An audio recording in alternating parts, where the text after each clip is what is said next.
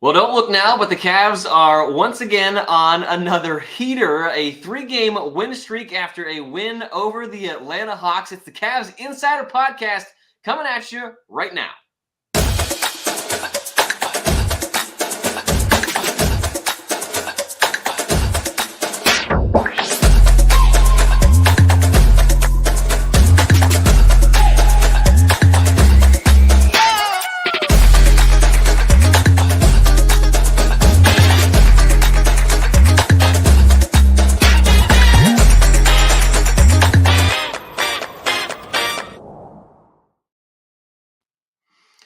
Well, hey, how we doing, Cleveland? John Rudder, Spencer German with you for another edition of the Cavs Insider Podcast, coming to you on our YouTube page, as well as wherever else you get your podcasts, whether that be the Google Play Store or Apple Store. Busy week in Cavaliers basketball. The Cavs playing 4 games in 6 days, rather, and they're wrapping up a 4-game homestand Wednesday evening against the Portland Trail Blazers. But right now, the Cavs coming in on a little bit of a heater. Winners of 3 straight. Everything is all well and good in wine and gold country after we were looking at the sky falling about a week ago with a 5-game losing streak. We will start there. Things looking much better when it comes to the wine and gold as far as the win column goes. Spence, what's your take on how things have just played out over the weekend here? Yeah, I mean, when we last talked, obviously it was Saturday. They just pulled off that double overtime win over Charlotte. And, you know, our reaction was kind of, if they lose that game, I think we feel a little bit differently about the team than if they sneak out with the win of a team that they should beat. And it seems like it was almost a little bit of a wake-up call for them. Like, hey, we shouldn't have gone to double overtime with that game. But it also, I think, what we saw in those 2 overtime periods, a team that played really good basketball and then kind of pulled away and exuded their dominance in that second OT, seems like that is translated to them kind of getting things back on track. And this core 4 of guys in the starting lineup, Mobley, Allen, Darius, and Donovan Mitchell, seem to be now just really playing in sync off of each other. The spotlight's also just been on them because there's been sort of some injuries that have piled up of late. There was the Kevin Love, the finger injury to him, or the thumb injury to him. Obviously, Dean Wade's been out for quite some time. I know Karis LeVert had missed, obviously, the game the other night because of his ankle injury. So, yeah, I think knowing that, you were really looking to those guys to kind of carry the workload here, and as expected. But certainly when you don't have that depth sort of at your disposal, it's really even, it's ramped up on them to sort of be able to kind of manage these things and get through these patches where you don't have those guys. And, I mean, they've shined, man. I mean, you beat the Heat the way you did, 113-87, just a complete dominant performance all around. And that's a team that historically the Cavs have struggled against. You know, that whole Pat Riley culture coming here, or even when you go down there to play them, they always seem to get the better of Cleveland. And so the fact that they played that game and dominated the way they did was great. And then you come right back a couple days, or really one night later, against the Hawks on Monday, and back and forth kind of game against the team that knocked you out of really the playoffs last year in Atlanta. And then the big question we've had all season so far, right, John, is like, can they close out games? How are they going to do down the stretch? They did it great last night. I mean, just a complete shutdown of Atlanta and pulled away, added to the lead. They didn't really let it get very close down the stretch. And that was really encouraging to see. So I think those are some of my big takeaways. What were your thoughts? I have another thing I kind of want to get to about just what we've seen these last 2 nights, but what was your overall thoughts on what we kind of saw these last 2 games? Yeah, I was happy to see them have kind of the focus and the attention to details in that last 5 minutes. I know that was a point of emphasis for JB moving forward. Something else that stood out to me, though, Cedi Osman, who was a DNP a few nights ago, coming up with back-to-back 20-point nights. Look, at the beginning of the season, Cedi said that he felt that this was going to be an important year for him in Cleveland. And we talked on this podcast about maybe he's grappling with maybe his own mortality when it comes to his future as a Cavalier here. We've seen his playing time kind of wax and wane over the last couple of weeks or so, and we're still kind of waiting for someone to grab that starting number 3 position and roll with it. It's been Lamar Stevens lately. Cedi was thrown into that conversation in training camp. Karis LeVert won it coming out of training camp. But Cedi's been that spark plug that they've used coming off the bench. I asked Darius Garland what he saw from Jetty over the last week or so with regards to his playing time and how much it's fluctuated. And he said that, look, one thing about Jetty is that he's always a very positive guy. And I think that that's something that's pretty infectious with this team. He said, look, like no one gets the ovation that like Jetty gets. Like when Jetty's going good and like he's got a basket in transition, like the crowd pops for him and it really doesn't for anybody else. So they kind of feed off of that. It was good to see him get back into that scoring form, because we've talked ad nauseum lately about lack of depth scoring, and Jetty's a guy that can fill that void with Kevin Love down, with Karis LeVert out for who knows how long with an injury, with an ankle injury, and Dean Wade still nursing a knee injury. They're going to need to rely on someone like a Jetty Osman to come in and provide valuable minutes and provide scoring coming off of that bench. So to see him come to life again, I think was a good sign for this team moving forward. And the fact that they've really rediscovered their defensive edge that they kind of lost during that 5-game losing streak. Yeah, and I to your point, I think Jetty's always been kind of one of those streaky shooters. He sometimes has off nights. And I think the real reason why he gets some of those DMPs and just even at the tail end of last year was out of the rotation was I just don't know if JB thinks he's valuable on the defensive end of the floor, and which is true. Like his defensive stats are not great, but I think that's probably part of the reason why with JB's emphasis on that part of the game, he doesn't necessarily fit the mold of the type of player that he wants out there on for extended minutes. So I think that's why we see some of that and why sometimes they do go away from him and he doesn't get as much work in the rotation. But I like that quote from Darius Garland just because he stays positive, and when he gets his chances, like you're right, he's one of the only carryovers from like the LeBron James era where we all, remember championship runs and his performances and different stuff like that. Like He's a fun player to watch. He's, I think, a fan favorite in a lot of ways.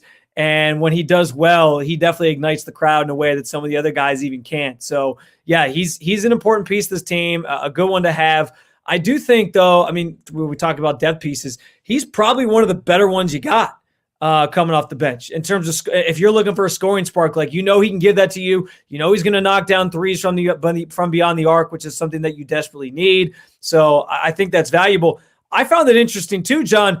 We got our first double-digit scoring night from Isaac Okoro the other night against the Heat as well. And I know he talked about it after the game that, his teammates always just kind of encouraged him to stay positive, keep working, keep pushing. He gets one of those games the other night. It was obviously a pleasant surprise. I feel happy for him. Like, I'm glad he got one of those games.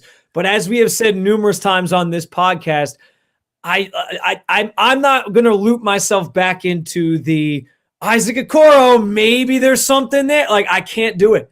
I just can't do it because we've been doing it for the last 2+ years now. We've been hoping that phase of his game would come along, and it's just not there. So yeah, it was great. It was, I think, a sort of a flash in the pan. I know he, at the end of last year, had some good shooting numbers, and he was knocking down some shots beyond the arc. And we were all kind of hoping like, well, he was almost 40% from beyond the arc late in the season. Maybe he can carry that into this year, and we just haven't seen it. So pump the brakes if you're trying to get back in the Isaac Okoro train. I think that we know what he is at this point. I still don't believe he's long for Cleveland. I think he could be maybe a trade chip at some point, maybe at the deadline. But it was at least good to see him come in and contribute in that way because we've been waiting for that for the start of this the now a month of the season. I think he could certainly be a trade chip because he comes with a lot of pedigree, right? A top 5 pick. There's still potential there in his offensive game, but the lack of jump shooting is just the biggest concern for me. And we've talked about that a bunch of times here. And his ability, I'll say this too. His struggle shooting the basketball, it's not for a lack of effort. His teammates say he's putting in the work. Every time, we don't get to watch a whole lot of practice, but every time I see him at practice, he's putting the shots up. He's getting that work in. He's working his tail off. It just hasn't translated on the court so far. What do we talk about when it comes to Isaac Okoro? What makes him successful? Beating a guy off the dribble, getting a layup in transition. Those were a lot of where his points came from. Yeah, he knocked down a couple of threes, but I think he's only knocked down maybe 5 threes all year long. And I remember looking at the stat sheet when he hit his first 3 of the year against Minnesota last Sunday. And like, oh, like I remember that realization, like, oh, Okoro hit a three. And I was like, wait a minute, is that the first one he's knocked down all year? And like looking it up, that was the first one that he hit all season. So the struggles are still there. You hope that it does start to, light that fire or maybe generate some sort of spark. But I'm with you. Like, I'm not willing to buy into that at this point. Very good defensively. We're still waiting to see it come around offensively. And I really wonder what things are going to look like at that number 3 spot, moving forward. And JB kind of admitted as much the other day in his pregame press conference, like, how did you land on Lamar Stevens there? He's like, I'm just kind of throwing stuff against the wall, and that's what stuck right now.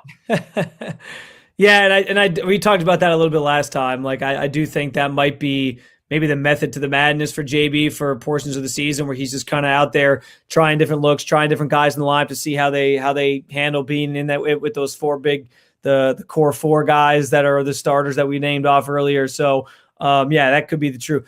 I want to get to, there's 2 other things I really want to hit on. First though, let me say, I don't know how you felt, but watching that game Monday night, and even I guess the game the game Sunday night, and then even the game Monday night a little bit, that felt like to me the version of this team when they're like at what they, how do I put this?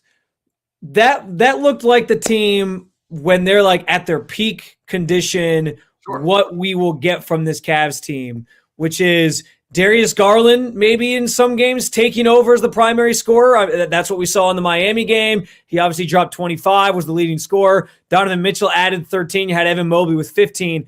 And then even on Monday night, you had both of those 2, Garland and Mitchell, going for over 20 points, 29 for Mitchell, 26 for Garland, and the other guys contributing kind of where they were.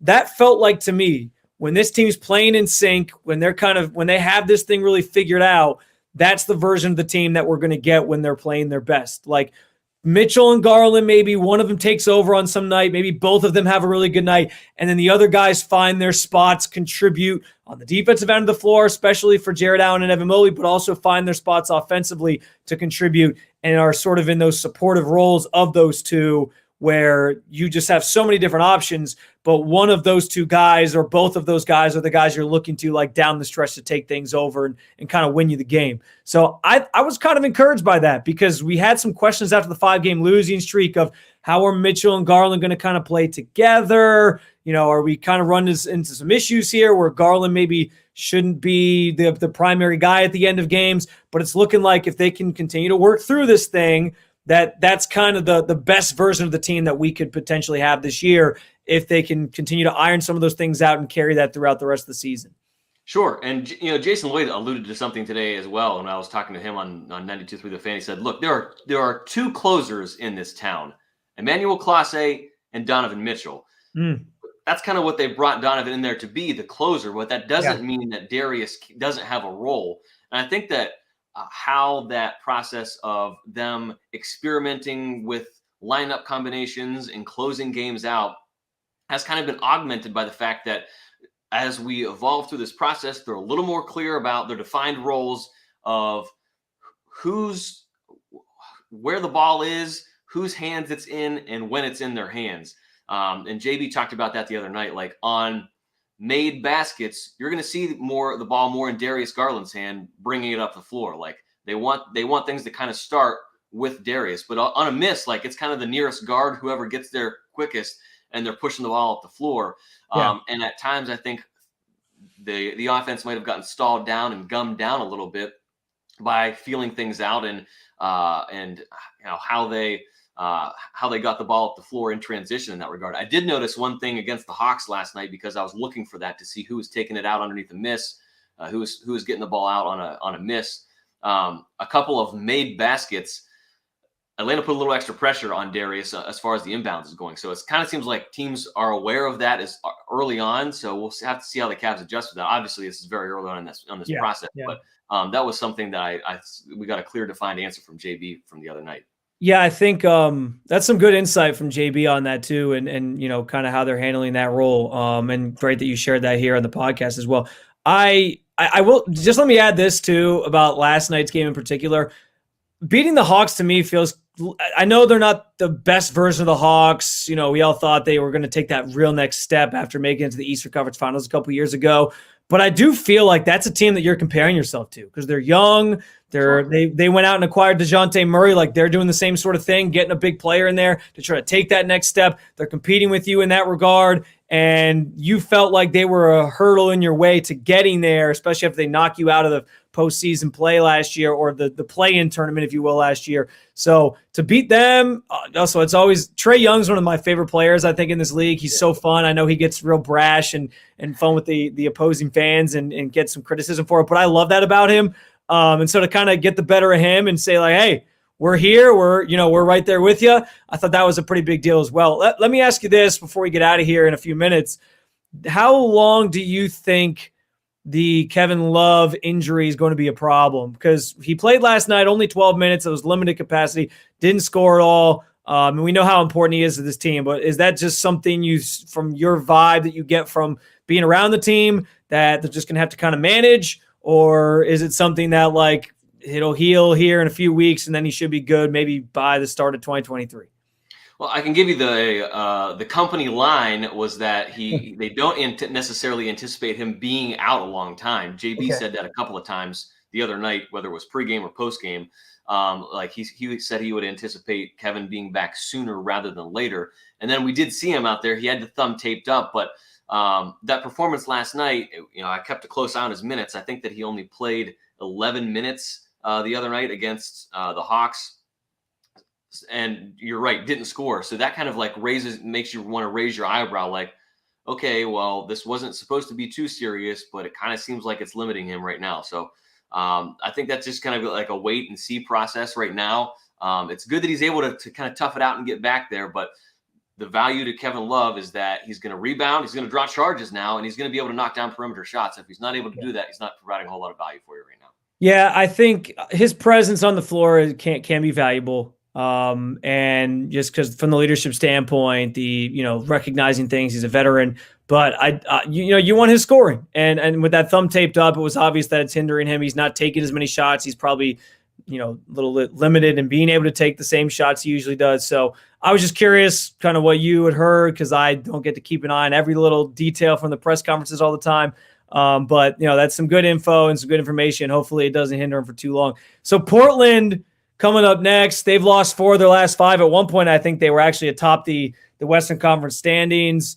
But a chance to sort of end this home stand here with another win. Let's hope they can get the job done and kind of keep the line moving here as they have a nice little small win streak going once again in the right direction rather than the wrong direction.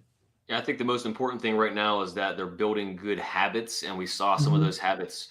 Saw a lot of bad habits during that losing streak, right? Not attention to detail. They were getting out rebounded. Obviously, having Jared Allen back helps. So it's good to see them start to take those steps. I think that's the biggest way that we're going to measure progress here in the regular season. Dame versus Mitchell and Garland will be fun. See how they sort of guard him. Who's like, I would love if we got into like this shootout where it's like Donovan Mitchell versus, Dame, and they're just kind of knocking down threes back and forth. So should be a fun game, and I'm definitely looking forward to it. But you're right. Habits seems like they're starting to get better at some of those things. I for whatever reason, it seems like that double overtime win on Friday kind of knocked some sense into them and got them back on track. And I think we're seeing that paid dividends on the floor now that they're back on a win streak rather than the opposite. Interesting note to pass along, too, as we wrap things up. Damian Lillard and the Portland Trail Blazers come into town Wednesday evening, and I was standing on the baseline watching warm-ups the other day. Robin Lopez wears the Damian Lillard sneaks, and he's got the Dame time on the back of the shoe. I was talking with Kelsey Russo. I said, why is he wearing those shoes? And especially for a guy like Robin Lopez, if a guy has a particular pair of shoes, it's usually made for like that kind of player. Like Damian Lillard's a guard. Those shoes are kind of made for a guard. And Robin Lopez isn't a guard. So we're going to see Robin Lopez pulling up from like half court for threes against Portland tomorrow. Yeah, that would certainly be a sight to see. So, oh boy.